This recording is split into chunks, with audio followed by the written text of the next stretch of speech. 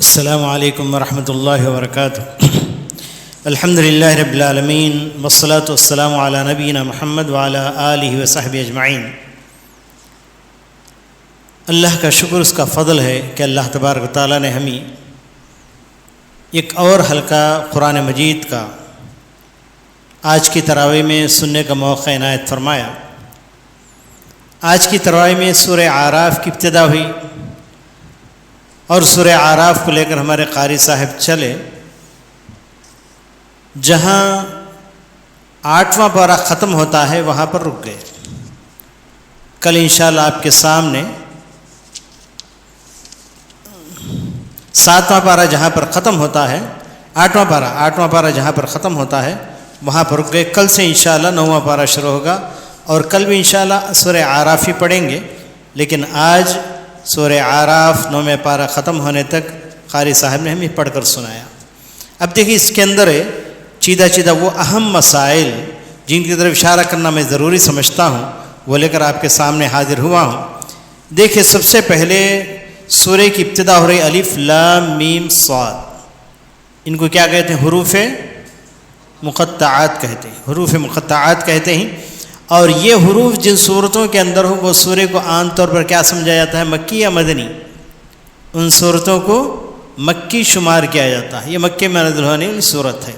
اچھا، جب مکے میں نازل ہونے والی صورت ہے تو اس کے اندر مضامین زیادہ تر کس کے ہوں گے؟ عقیدے سے تعلق رکھیں گے، تو اس لیے اس سورہ کے اندر بھی زیادہ تر مسائل عقیدے سے تعلق رکھتے ہیں۔ اور اس کے علاوہ ایک علامت اور بھی ہے، کس کی؟ مکی صورتوں کی۔ اس کے اندر انبیاء علیہ السلام کے قصے آئیں گے۔ انبیاء علیہ السلام کے قصے جس صورت کے اندر ہوں گے اس صورت کو مکی صورت قرار دیا جائے گا۔ چنانچہ سورہ اعراف کے اندر انبیاء علیہ السلام کے قصے ہیں، سوائے سورہ بقرہ کے اندر حضرت آدم علیہ السلام کا قصہ آیا ہے، اس کے باوجود وہ سورہ مدنی ہے۔ اب آئیے ہم کچھ مسائل کا تتبع کریں گے۔ اس کے اندر سب سے پہلا مسئلہ ہم شروع کرتے ہیں آیت نمبر 3۔ اللہ تعالیٰ اس کے اندر ارشاد فرمایا، اتبعوا ما انزل الیکم من ربکم ولا تتبعوا من دونہ اولیاء قلیلا ما تذکرون۔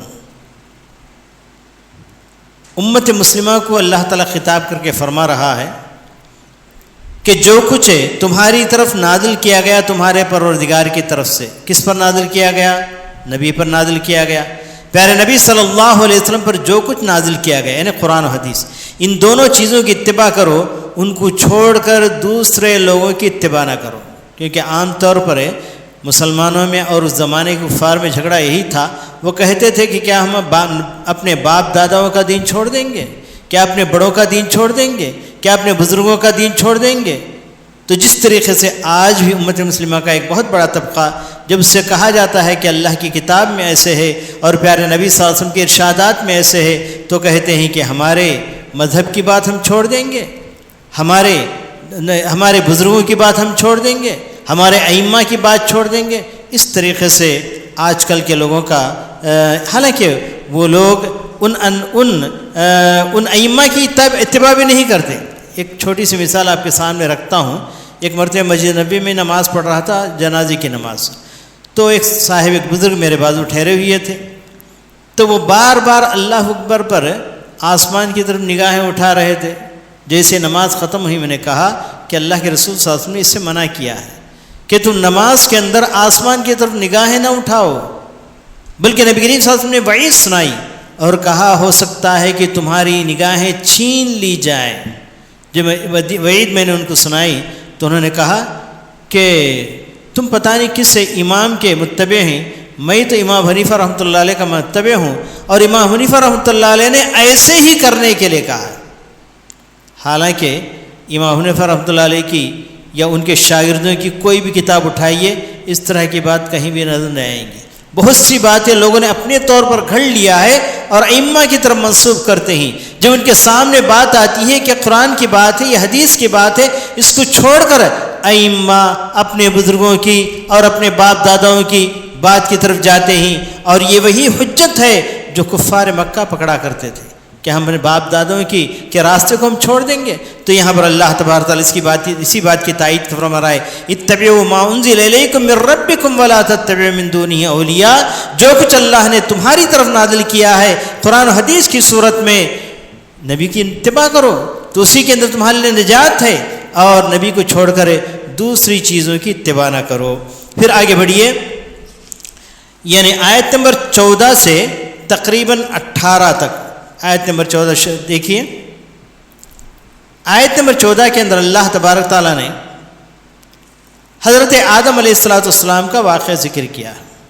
جس وقت اللہ تبارک تعالیٰ نے حضرت آدم علیہ السلام کو پیدا کیا، اپنے ہاتھوں سے ان کا پتلا بنایا، اور اللہ تعالیٰ اس کے اندر روح پھونکا۔ روح پھونکنے کے بعد اللہ تبارک تعالیٰ نے وہاں پر جتنے بھی فرشتے تھے سب سے کہا کہ ان کے سامنے سجدہ ریز ہو جاؤ، اور انہی کے ساتھ ابلیس بھی تھا، اور چاہیے تھا کہ اس کو بھی سجدہ ریز ہو جانا چاہیے تھا، کیونکہ حکم اللہ کا ہے۔ اگرچہ کہ آدم علیہ السلام کو سامنے رکھنے کے لیے کہا گیا، جس طریقے سے کعبہ کے سامنے ہم سجدہ ریز ہوتے ہیں، لیکن ہمارا سجدہ کعبہ کے لیے نہیں ہوتا، بلکہ کس کے لیے ہوتا ہے؟ اللہ تبارک تعالیٰ کے لیے ہوتا ہے۔ حکم اللہ تعالیٰ کا ہے، سجدہ اللہ کے لیے ہے۔ اسی کو سامنے رکھتے ہوئے فوراً اگر ابلیس بھی فرشتوں کے ساتھ اللہ کے سامنے گر جاتا، حضرت آدم علیہ السلام کے سامنے سجدہ کر لیتا، اللہ کا حکم کو مان جاتا، تو پھر وہ بھی مطیع و فرمانبردار بندوں میں سے ہوتا۔ تو اللہ تبارک تعالیٰ ان آیات کے اندر حضرت آدم علیہ السلام کا واقعہ اللہ تبارک تعالیٰ نے ذکر کیا ہے، اور اس کے اندر جب شیطان اللہ تعالیٰ کی رحمت سے دور کر دیا گیا تو اس نے کہا کہ دیکھو، قال انظرنی الی یوم یبعثون، آیت نمبر 14 دیکھیے، اللہ تعالیٰ نے کہا، یعنی شیطان نے کہا انظرنی الی یوم یبعثون، اے اللہ مجھے مہلت دے قیامت کے دن تک، میں کیا کروں گا؟ جاؤں گا دنیا میں، اور جا کر ان کے دائیں سے، ان کے بائیں سے، ان کے آگے سے، ان کے پیچھے سے انسانوں کے پاس آؤں گا، ان کو برابر گمراہ کرتا رہوں گا۔ کیوں؟ اس لیے کہ مجھے جو نکالا گیا جنت سے، مجھے جو زمین پر بھیجا جا رہا ہے، اس آدم کی وجہ سے، اس آدم سے میں بدلہ اس طریقے سے لوں گا کہ اس کو برابر میں گمراہ کرتا رہوں گا۔ یہ اللہ تبارک تعالیٰ سے وعدہ کر کے آیا ہے، کون؟ شیطان وعدہ کر کے آیا ہے۔ لیکن اللہ تعالیٰ نے کہا جا تو جو کچھ کرنا ہے کر لے، جتنے ہتھیار استعمال کرنے ہیں استعمال کر لے، جتنی سواریاں استعمال کرنا ہے استعمال کر لے، جتنے وسائل استعمال کرنا ہے استعمال کر لے، لیکن میرے مخلص بندے تیرے داؤ پیچ میں نہیں آئیں گے، کہہ کر اللہ تبارک تعالیٰ نے بھیج دیا۔ اسی کا تذکرہ یہاں پر سورہ آیت نمبر 14 سے آیت نمبر 18 تک آیا ہے۔ اور پھر دیکھیے آگے چل کر یعنی اسی واقعے سے تعلق رکھنے والی چیز ہے، یعنی آیت نمبر 19 سے 22 تک، آیت نمبر 19 سے 22 19 کے اندر اللہ تبارک تعالیٰ نے حضرت آدم کو اللہ تبارک نے نصیحت فرمائی، اسکن انت وزوجک الجنہ۔ اب تو یہ شیطان ہماری رحمت سے دور ہٹا دیا گیا، یہ لعنت زدہ ہے، اس کی بات کو تم چھوڑ دو، اب تمہیں میں نے پیدا کیا ہے، اور تمہاری ہی فصلی سے تمہاری بیوی حوا کو میں نے پیدا کیا ہے، میں نے حوا کو پیدا کیا ہے، دونوں آرام سے کہاں رہو؟ جنت میں رہو۔ تو اللہ تعالیٰ نے ارشاد فرمایا، یا آدم اسکن انت وزوجک الجنۃ فکلا من حیث شئتما ولا تقربا هذه الشجرۃ فتکونا من الظالمین، اے آدم تم اور تمہاری بیوی آرام کے ساتھ جنت کے اندر رہو، اور جہاں سے تم چاہو کھاؤ، لیکن یہ درخت کے قریب نہ جانا۔ یہی اللہ تعالیٰ کی آزمائش ہوتی ہے، اللہ تعالیٰ کا امتحان ہوتا ہے، اور اس امتحان میں انسان اگر کامیاب ہو جائے تو سمجھے کہ کامیاب ہو گیا، لیکن وہاں پر بھی شیطان کا بہکانا وہی شروع ہوتا ہے۔ اس کے بعد والی آیت کے اللہ تعالیٰ نے کہا فوسوس لہم الشیطان، تو وہیں سے شیطان نے حضرت آدم علیہ السلام کے اندر وسوسہ ڈالنا شروع کر دیا، اور آخر کار شیطان حضرت آدم تک پہنچ گیا، حضرت آدم کے دل میں وسوسہ ڈال دیا، اے آدم تم کو اللہ تعالیٰ نے اس درخت سے کیوں منع کیا ہے؟ اس لیے منع کیا ہے کہ اگر تم اس کو کھا لو تو ہمیشہ ہمیشہ جنت میں رہ جاؤ گے، تم بادشاہ بن جاؤ گے، تم فلاں بن جاؤ گے، اللہ تعالیٰ سے منع کیا ہے، لیکن تم کھا کے دیکھو کتنا مزہ آیا جائے گا۔ پھر اس کے بعد حضرت آدم اور حضرت حوا دونوں کے درمیان میں باتیں ہوتی ہیں، عورتیں چونکہ زیادہ مائل ہوتی ہیں شہوات، یعنی مطلب ہے کہ یعنی کوئی بھی آدمی اسے آسانی سے گمراہ کر سکتا ہے، وہ ہے کہ شیطان کی باتوں میں آ گئی اور حضرت آدم علیہ السلام کی پھسلا لیا اور درخت کا پھل انہوں نے کھا لیا. اس کے بعد جو کچھ ہوا سب سے پہلا کام یہ ہوا کہ بدن سے کپڑے چھین لیے گئے. بدن سے کپڑے چھین لیے گئے. آدم علیہ السلام حوا علیہ السلام پھر یعنی درختوں کے پتے توڑ کے اپنے بدن کو چھپانے لگے. تو اس طریقے سے واقعہ پیش آیا. پھر اس کے بعد اللہ تبارک تعالیٰ نے حضرت آدم علیہ السلام کو بھی جنت سے نکال دیا اور شیطان کو بھی جنت سے نکال دیا اور کہا کہ اب تمہارے لیے جنت نہیں ہے, تم چلے جاؤ, اب زمین کے اندر چلے جاؤ. زمین کے اندر جب تم چلے جائیں گے تو وہاں پر شیطان اور تمہارا دونوں کا کھیل شروع ہو جائے گا. جو شخص شیطان کے پھندے سے بچ کرے اللہ کے راستے پر زندگی گزارے گا اس کے لیے اللہ تبارک نے جنت رکھا ہے. جو شیطان کے راستے پر چلے گا اس کے لیے جہنم ہی جہنم ہے. تو یہاں سے لے کر تقریباً 19 سے لے کر 22 تک, 22 کے بعد پھر ایک اور واقعہ دیکھیے, ایک اور اہم بات کے اللہ تعالیٰ نے اشارہ کیا ہے. اور یہ واقعہ چلتا ہے آدم علیہ السلام کا واقعہ 19 سے لے کر آیت نمبر یعنی 27 تک, 20 پر 7 تک یہ واقعہ چلتا ہے. پھر اس کے بعد آیت نمبر 31 دیکھیے, 30 پر 1ویں آیت, اس کے اندر اللہ تبارک تعالیٰ نے نصیحت فرمایا ہے بنو آدم کو. بنو آدم کو اللہ تعالیٰ نے نصیحت یہ فرمائی کہ دیکھو سب سے پہلے تمہیں جو سزا ملی جنت کے اندر تم نے غلطی کی, آدم علیہ السلام نے غلطی کی, تو سب سے پہلی سزا کیا ملی؟ اللہ تبارک تعالیٰ نے انہی کپڑوں سے محروم کر دیا, وہ ننگے بدن ہو گئے. تو یہ بڑی سزا تھی, بدن سے کپڑوں کا چھن جانا. تو اس لیے اللہ تبارک تعالیٰ نے فرمایا یا بنی آدم خذوا زینتکم عند کل مسجد, اے آدم کے بچوں تم زینت کو اختیار کرو, کپڑے پہنو. اور یہاں تک کہ اللہ تعالیٰ نے کہا عند کل مسجد, یعنی جب کبھی تمہیں سجدہ کرنے کا موقع آئے, نمازوں کے لیے تم جاؤ, خصوصاً عبادت کے لیے جاؤ, اچھی طریقے سے مزین ہو کر جاؤ, لباسوں کے اندر مزین ہو کر جاؤ.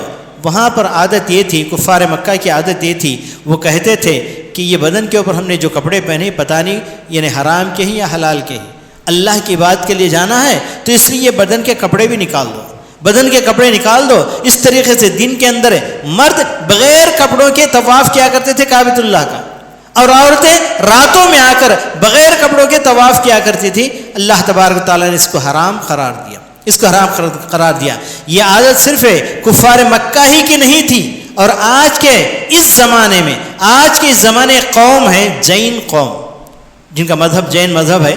جین مذہب والے آج بھی بغیر کپڑوں کے عبادت کرتے ہیں, بغیر کپڑوں کے وہ رہتے ہی پہاڑوں کے اندر بغیر کپڑوں کے رہتے ہی, اور بغیر کپڑوں کے کبھی کبھی سڑکوں پر جلوس بھی وہ لوگ نکالتے ہیں. اور آپ یوٹیوب وغیرہ میں بھی آج کل اس طرح کے مناظر دیکھ سکیں گے. اور جو ہندوؤں کے اندر صرف ہندو اکیلے نہیں ہیں, ہندوؤں کے اندر جین بھی ہیں, بدھسٹ بھی ہیں, اور اسی طریقے سے یعنی بت پرست بھی ہیں. یہ تمام مل کر ہندو کہلاتے ہیں. تو جین مذہب والوں کو آپ دیکھیں گے کہ ہندوؤں کے اندر بھی جب کوئی یاترا نکلتا ہے اس کے اندر سادھو سنجے جو بغیر کپڑوں کے نکلتی ہے جین مذہب والے ہیں. اور ان کا عقیدہ یہ ہے اور کہتے ہیں کہ بغیر کپڑے کے عبادت کرنی چاہیے, اس لیے کہ کپڑے کے اندر کریں گے تو کپڑا پتہ نہیں حرام کا ہوگا یا حلال کا ہوگا. اللہ نے جس طریقے سے پیدا کیا ہے اسی حالت میں اللہ کی عبادت کرنی ہے, یعنی اپنے خدا کی بات کرنی ہے. ان لوگوں کا تصور ہے. بلکہ وہ لوگ کہتے ہیں کہ عورت کے لیے نجات نہیں ہے. جب اس سے پوچھا جاتا ہے عورت کے لیے کیوں نجات نہیں ہے, اس لیے کہ عورت بغیر کپڑے کی عبادت نہیں کر سکتی. مرد تو بغیر کپڑے کے نکل جاتا ہے ننگا دڑنگا, لیکن عورت نکل نہیں سکتی. اور دوسری بات یہ کہ عورت ہنسا کرتی ہے, اس لیے کہ ان لوگوں کا خیال ہے کہ عورت کے بغل کے اندر ایک جرثوم پیدا ہوتا ہے, یہ کہ سوکشم جیوی جس کو کہا جاتا ہے وہ پیدا ہوتا ہے. یعنی وہ جب رگڑ کھاتا ہے, جب بغل کے اندر رگڑ ہوتا ہے تو وہ جرثوم مر جاتا ہے. اس طریقے سے وہ ہر مہینے ہنسا کرتی ہے. ہنسا کرنے کی وجہ سے اور بغیر کپڑوں کے وہ عبادت نہیں کر سکتی, اس وجہ سے اس کے لیے نجات ہے ہی نہیں جین مذہب کے اندر. جب اسے پوچھا جاتا ہے پھر عورت کب نجات پائے گی, تو کہتے ہیں کہ جب یہ جنم اس کا ختم ہو جائے, پھر مرد بن کر وہ پیدا ہو, دوسرے مرد کے قالب میں پیدا ہو, تو پھر وہ ننگی ہو کر نماز پڑھے گی اور اس کے بغل میں جرثوم پیدا نہیں ہوگا, ہنسا نہیں کرے گی, تو اس وقت اس کے لیے نجات ہے. اور آج بھی یعنی وہی جو مذہب کفار مکہ کا چلتا تھا, آج بھی جین مذہب کے نام سے ہندوستان کے اندر مذہب پایا جاتا ہے. تو بہرحال اللہ تبارک تعالیٰ نے ارشاد فرمایا یا بنی آدم خذوا زینتکم عند کل مسجد، تم ایسا نہیں کر سکتے، بلکہ اسلام تمہیں ہر نماز کے وقت اچھے سے اچھے کپڑے پہننے کے لیے کہہ رہا ہے، جو لباس تمہارا بہتر لباس کہلاتا ہے اس لباس کو پہنیے۔ وَكُلُوا وَاشْرَبُوا، اور یعنی بھوکے رہ کر بھی تمہیں عبادت کرنے کی ضرورت نہیں، روزہ تو چند دنوں کے لیے اللہ تعالیٰ متعین کیا ہے، ورنہ کھاتے ہوئے پیتے ہوئے زندگی گزارنے کے لیے اللہ تبارک تعالیٰ فرمایا ہے کھاؤ پیو مگر اسراف نہ کرو۔ یہاں اللہ تعالیٰ نے آیت نمبر 31 میں 2 باتیں بتائی، کھاؤ پیو، بھوکے رہنا یہ بھی انسان کو بیمار کر دیتا ہے، ولا تسرفوا، اور حد سے زیادہ کھا لینا یہ بھی انسان کو بیمار کر دیتا ہے، کھاؤ پیو مگر حد سے زیادہ نہ کھاؤ، یہ اللہ تبارک تعالیٰ ارشاد فرماتا ہے۔ پھر آگے چلیے، اس کے بعد یعنی جنت کا تذکرہ اور جہنم کا تذکرہ آیا ہے۔ آیت نمبر 40 پر 4 یعنی 44 اٹھا لیجئے، 44 کے اندر وَنَادَى أَصْحَابَ الْجَنَّةِ أَصْحَابَ النَّارِ أَنْ قَدْ وَجَدْنَا مَا وَعَدَنَا رَبُّنَا حَقًّا فَهَلْ وَجَدْتُم مَّا وَعَدَ رَبُّكُمْ حَقًّا قَالُوا نَعَمْ فَأَذَّنَ مُؤَذِّنٌ بَيْنَهُمْ أَن لَّعْنَةُ اللَّهِ عَلَى الظَّالِمِينَ۔ آیت نمبر 44، اس کے اللہ تبارک تعالیٰ جنتیوں اور جہنمیوں کے درمیان میں جو گفتگو ہوتی ہے اس کا اللہ تبارک تعالیٰ یہاں پر تذکرہ کیا ہے۔ اصحاب جنت والے، درمیان میں آراف ہے، اور اس صورت کو آراف اسی لیے کہا گیا ہے، جنت اور دوزخ کے درمیان میں جو حصہ ہے اس کو آراف کہا جاتا ہے، اور آراف کے اندر کچھ لوگ ہوں گے یعنی وہ لوگ ہیں یعنی کچھ جنتیوں کے بھی کام کیے ہیں، کچھ جہنمیوں کے کام کیے ہیں، یعنی درمیان میں یعنی اپنے اچھے اعمال کی وجہ سے جنت میں بھی نہیں پہنچ سکے اور اتنے برے بھی نہیں کہ ان کو اللہ تبارک تعالیٰ جہنم میں ڈھکیل لے، لیکن اللہ تعالیٰ کی مہربانی ہوگی یہ آراف والے آہستہ آہستہ آہستہ کر کے جنت میں پہنچ جائیں گے، اللہ تعالیٰ سے التجا کریں گے، کرتے کرتے کرتے پہنچ جائیں گے۔ لیکن یہاں پر جو آپس میں گفتگو ہو رہی ہے، جنت اور جہنمیوں کی آپس میں گفتگو ہو رہی ہے، وَنَادَى أَصْحَابَ الْجَنَّةِ، جنت والے پکار کر کہیں گے، کس سے؟ اصحاب النار، جہنم والوں سے، دیکھو ان قد وجدنا ما وعدنا ربنا حقا، اللہ نے جو وعدہ کیا تھا اس وعدے کے مطابق ہمیں جنت مل گئی۔ کیا تم سے اللہ تعالیٰ نے جو وعدہ کیا تھا، یہ وعدہ اللہ کا وعدہ بھی ہو سکتا ہے یا شیطان کا وعدہ بھی ہو سکتا ہے، شیطان غلط راستہ بتا کے بھی جنت مل جاتی بولا تھا، تو پوچھیں گے کیا تمہیں جو شیطان نے وعدہ کیا کیا وہ وعدہ تمہارا سچ نکلا؟ اگر یہ اللہ تعالیٰ ہی کا وعدہ مراد یہاں پر لیا جاتا ہے تو اللہ تبارک تعالیٰ نے وعدہ کیا تھا تمہیں غلطی کرو گے تو جہنم ملے گی، تو اس وقت ہم نے جو کچھ اللہ تعالیٰ سے وعدہ سنا تھا وعدہ ہم نے پورا دیکھ لیا، فَهَلْ وَجَدْتُم مَّا وَعَدَ رَبُّكُمْ حَقًّا، کہ اللہ تبارک تعالیٰ نے تم سے جو وعدہ کیا تھا وہ وعدہ پورا ہوا، یعنی جہنم میں چلے گئے؟ قالوا نعم، ہاں بات وہی ہے کہ اللہ تعالیٰ نے ہم سے کہا تھا، پیغمبروں نے آ کر سنایا تھا کہ اللہ کے ساتھ شریک ٹھہراؤ گے تم جہنم میں چلے جاؤ گے، برے کام کرو گے تو جہنم میں چلو جاؤ گے، ویسے ہی ہوا۔ تو اس طریقے سے آپس میں گفتگو ہوگی۔ اللہ کے رسول صلی اللہ علیہ وسلم نے یہی جملہ اس وقت کہا تھا جبکہ بہت سے کفار کو یعنی میدان احد کے اندر، میدان بدر کے اندر مار کر ان کو یعنی کچے کنویں میں ڈال دیا گیا تھا۔ نبی کریم صلی اللہ علیہ وسلم نے یہی آیت پڑھی تھی، ہم نے اللہ نے جو وعدہ کیا تھا ہم سے کامیابی کا، اللہ نے وعدہ پورا کیا اور ہم نے وعدے کو پورا پایا۔ کیا تم سے جو وعدہ کیا تھا شیطان نے، کیا وہ وعدہ تم سے یعنی پورا ہوا؟ تو اس طریقے سے صحابہ نے پوچھا یا رسول اللہ یہ لوگ تم مردے ہیں، کیا لوگ سنتے ہیں؟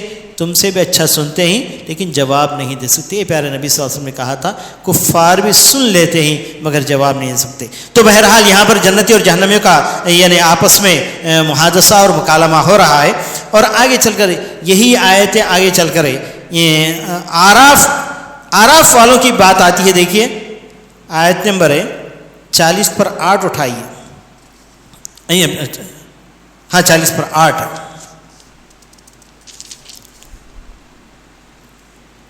48 کی بات یعنی 48 آیت نمبر 48 کے اندر اللہ تبارک ارشاد فرمایا ہے وَنَادَى أَصْحَابُ الْأَعْرَافِ رِجَالًا يَعْرِفُونَهُمْ بِسِيمَاهُمْ قَالُوا مَا أَغْنَىٰ عَنْكُمْ جَمْعُكُمْ وَمَا كُنْتُمْ تَسْتَكْبِرُونَ۔ آراف کے لوگ وہ لوگ پکاریں گے ونادى أصحاب الأعراف رجالا يعرفونهم بسيماهم قالوا ما أغنى عنكم جمعكم وما كنتم، یعنی جہنم میں جو لوگ ہوں گے ان سے پکار کر کہیں گے کہ تمہارا دنیا کے اندر جمع ہونا، تمہارا آپ یعنی تکبر اور گھمنڈ کے ساتھ زندگی گزارنا کچھ کام آیا تمہارا؟ تمہیں کچھ کام نہیں آیا۔ تو اس طریقے سے یہاں پر آراف کا ذکر آیا ہے اور اسی لفظ کی وجہ سے اس صورت کا نام آراف پڑ گیا ہے۔ پھر اس کے بعد آخر میں چلیے اللہ تبارک تعالیٰ نے انبیاء علیہ السلام کا تذکرہ کیا ہے، اسی تذکرے سے بات ختم ہوتی ہے۔ یہاں پر اللہ تبارک تعالیٰ نے حضرت نوح علیہ السلام اور ان کی قوم کا تذکرہ، حضرت عاد علیہ السلام، یہ تذکرہ شروع ہوتا ہے آیت نمبر 50 پر 9 59 کہا جاتا ہے، 59 آیت نمبر 59 سے یہ تذکرہ شروع ہوتا ہے اور چلتے چلتے یہ صورت یعنی یہ پارہ ختم ہونے تک یہی انبیاء علیہ السلام کا اس کے اندر ذکر آیا ہے، نوح علیہ السلام کا اور عاد یعنی قوم عاد کا بھی تذکرہ آیا ہے۔ قوم عاد کی طرف جو نبی بھیجے گئے وہ حضرت ہود علیہ السلام ہیں۔ پھر اس کے بعد قوم سمود کا تذکرہ آیا ہے، ان کی طرف جو نبی بھیجے گئے وہ صالح علیہ السلام ہیں۔ معجزے کے طور پر اللہ تعالیٰ نے ان کو اونٹنی عطا کیا تھا، لیکن اونٹنی کو انہوں نے کاٹ دیا، اسی وقت ان کے اوپر عذاب نازل ہو گیا۔ پھر اس کے بعد لوط علیہ السلام کا تذکرہ آیا ہے۔ لوط علیہ السلام کی غلطی یہ تھی، ان کے قوم کی غلطی یہ تھی کہ وہ لوگ لواطت کے اندر یعنی عورتوں کو چھوڑ کر اپنی شہوت مردوں سے پوری کرتے تھے، تو یہ بہت بڑی غلطی تھی جس کی بنا پر اللہ تبارک نے ایسی سزا ان کو دی کہ دنیا میں کسی اور قوم کو نہیں دی۔ اللہ تعالیٰ نے لوط علیہ السلام کی بستی کو اوپر اٹھایا، اٹھانے کے بعد پھر تو جیسے بستی تھی اسے ایسے پلٹ دیا۔ پلٹا کھانے کے بعد اللہ تعالیٰ نے اوپر سے پتھروں کی بارش ان کے اوپر نازل فرمائی، تو یہ زبردست سزا تھی۔ اس طریقے سے اللہ تبارک نے لوط علیہ السلام کو ختم کیا۔ اس کے بعد شعیب علیہ السلام کی قوم کا جو مدین کی طرف بھیجے گئے، اور ان کی غلطی یہ تھی ناپ تول کے اندر کمی کیا کرتے تھے۔ ایک تو اللہ تعالیٰ کے ساتھ دوسروں کو شریک ٹھہراتے تھے، شرک تو ان کے اندر تھا، اس کے علاوہ معاشرتی غلطی ان کے پاس یہ تھی کہ ناپ تول کے اندر کمی کیا کرتے تھے۔ اس کی وجہ سے اللہ تبارک تعالیٰ نے ان کے ہلاک کیا، عذاب میں مبتلا کیا۔ اس طریقے سے یہ ہم یہاں تک کہ پارہ نمبر 8 ختم کرتے ہیں۔ کل انشاءاللہ پارہ نمبر 9 کے اندر ہم داخل ہوں گے۔ اللہ تعالیٰ سے دعا ہے کہ اللہ تبارک تعالیٰ جو کچھ ہم نے پڑھا ہے، جو کچھ ہم نے سنا ہے، جو کچھ ہم نے سیکھا ہے، ان تمام پر عمل کرنے کی ہمیں توفیق عطا فرمائے۔ ربنا تقبل منا انک انت السمیع العلیم وتب علینا انک انت التواب الرحیم وآخر دعوانا الحمد للہ رب العالمین۔